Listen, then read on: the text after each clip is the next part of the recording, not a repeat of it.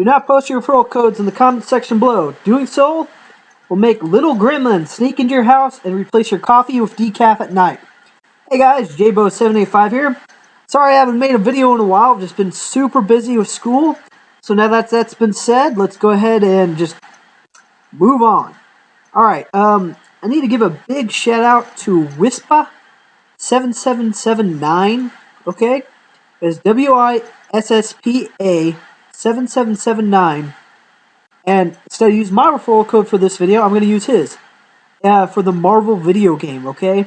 Which is also made by the Mobage or whatever, the Raging Bahamut game creators. It's essentially the exact same damn thing, except you got Marvel characters instead of these little mystical fairies and dragons. His referral code is BSG189314.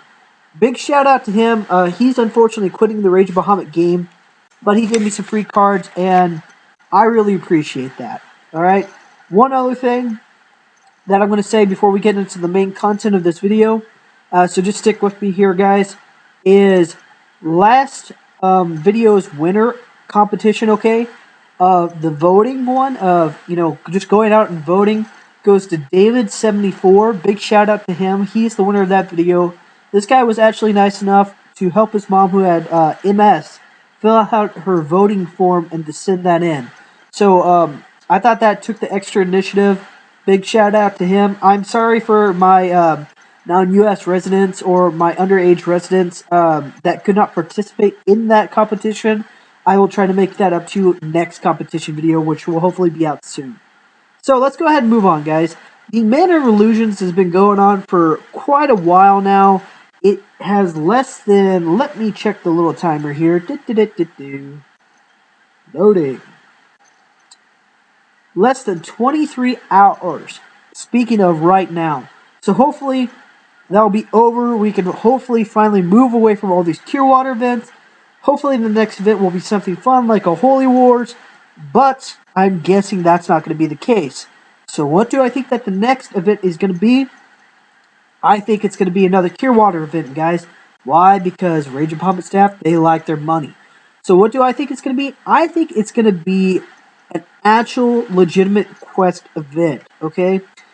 Taking a look at Japan and what they do, because they're usually about 6-7 months ahead of us in game time, I think that we're going to be looking at the Crown Treasure, okay? That's chapters 38 through 41. Unfortunately, there is no image released yet. And then, as you can see, the wand is going to be after that. So, what does that mean to you? It means that you're going to be getting some more cards. It's going to mean that we're going to probably have about a week of dead time. It means that Cure Waters are still going to be a little bit more valuable than they normally are, okay? So what should you focus on during this period? Because you're going to probably have a bunch of extra time. Focus on skilling up your cards, okay? And Wiki has a really good page that has a breakdown of this card rarity, of the one that you're trying to level up, and using this card, whose rarity is this, will give you this percentage. And I'm sure that a lot of you already know that based on its level, you'll get a 1% boost for the chance of it going off, and a 1% boost for the damage that it does, okay? So, a really important thing to remember about that, guys, if you take a card like Claymore Maid and compare it to Lupin the Thief guy, even though one's attack might only be a little bit more, so like Claymore's Maid for 4-6 only might be 1,500 more compared to the 815 Lupin for double the price. The thing is that since it's an SR card on its 4-6 status, leveling up its skill is a million times freaking easier than leveling up that SSR Lupin, okay? Especially when you're dealing with like rares and stuff like that. So that kind of gets into talking about the rewards and stuff like that of the Manor of Illusions, okay? Taking a look at all of these treasure cards and whatnot, and these Pumpkin Kings and Jack-O-Lanterns and stuff like that, they suck. Pumpkin Shaman, Pumpkin Dryad, and Pumpkin Loaf, they're fucking horrible. Excuse my language. So what should you do with these? These are all H-Rare cards. H-Rares typically sell for about 2 HP per if they're treasure rares. I took these because people were just giving them away. I evoed them. up to the SR status, okay? And then I use those I use those SR cards to level up my 4-6 Lance's skill level, okay? I thought that was a really cheap and a really easy way to do it if you can't afford Devil Queens. Speaking of Devil Queens, I know it's extremely expensive to level up your card's skill level. Hopefully soon, maybe with the possibility of the next Holy War, there will be a card called Mini Devil Queen coming out, okay?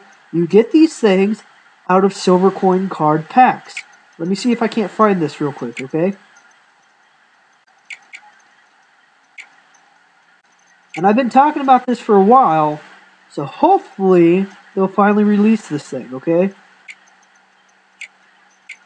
Mini Devil Queen.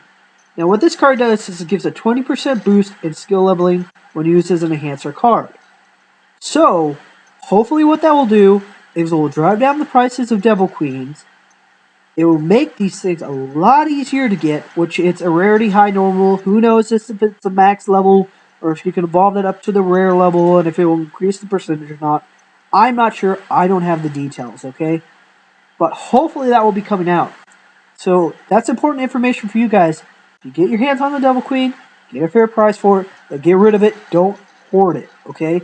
If you're one of those guys, you have a ton of cash or you're hoarding these things, get rid of it, okay? Because you'll be able to just level up so much easier with these things, okay? Let's see, what else do we got here? Apparently there is a new referral code for people on the other end. We're still getting Aquas if somebody uses our referral codes. People have been getting Angelic Knights for forever, which thank God they finally gave us a different choice. This is the God one. I think you get this for meeting the Chapter 3 boss, okay, or Chapter 4 boss. You don't have to accept the realm, the game suggestion, blah, blah, blah.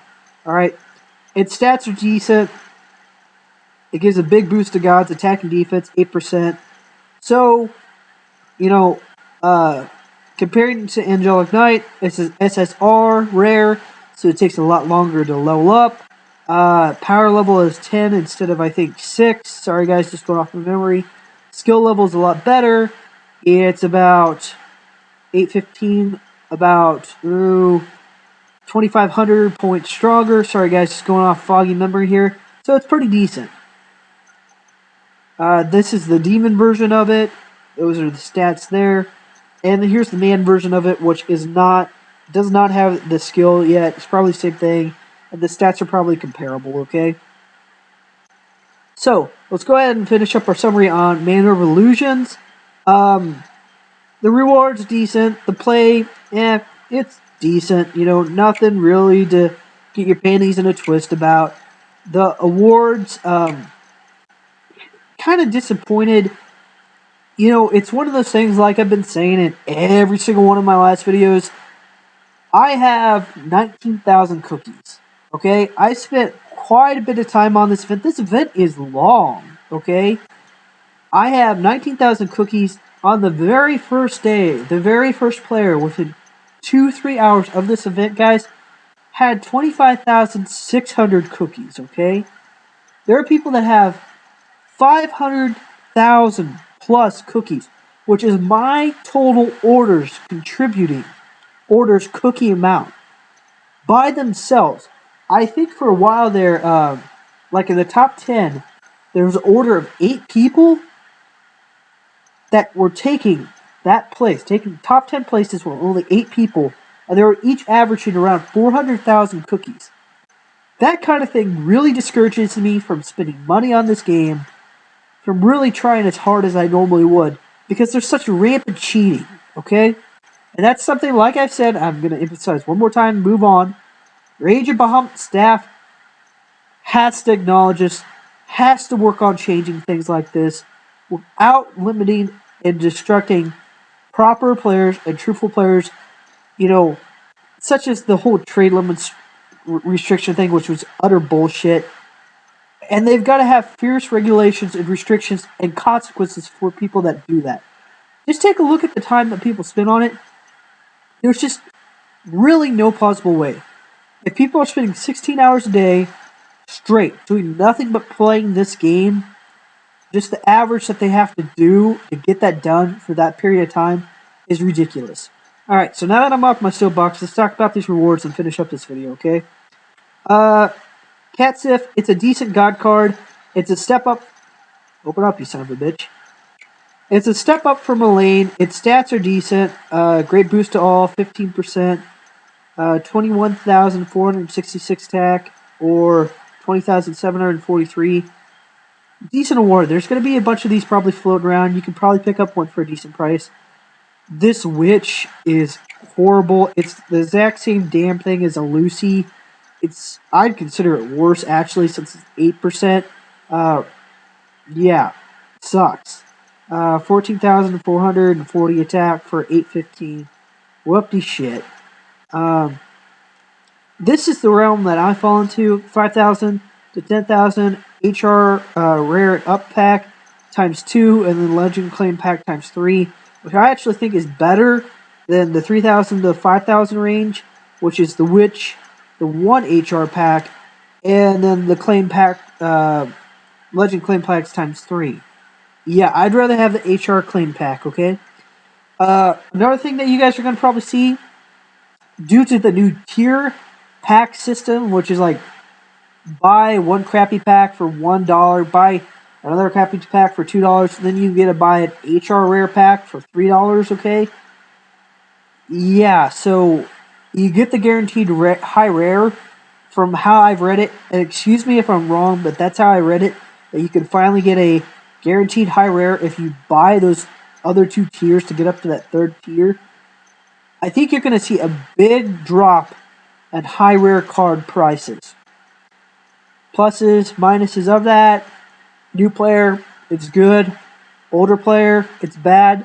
You're still seeing a humongous gap in between the high rare price and the SR price. And of course, the SSR cards, or the legendary cards, virtually unachievable to get if you play the game legitimately and don't spend a crap ton of money, okay? So, I think if you're hoarding a bunch of high rares, get rid of them now. I think that you're going to see a big drop in the prices of those cards, especially after the reward events are finally released to this. Because you're going to have at least an additional 20,000, 25,000 high rares entering the game, guys. Just through these little parts right here. Actually, excuse me, including another 20,000, 45,000 high rares entering the game, guys. So, that's just flooding the market right there. So, get rid of them, okay? So, anyways, I hope that you've enjoyed the video. I hope that you've had fun. I hope that it's provided you with some useful information. If you have any questions or concerns, please take the time and constructively put that down in the comment section below. I'll do my best to answer that in a timely fashion.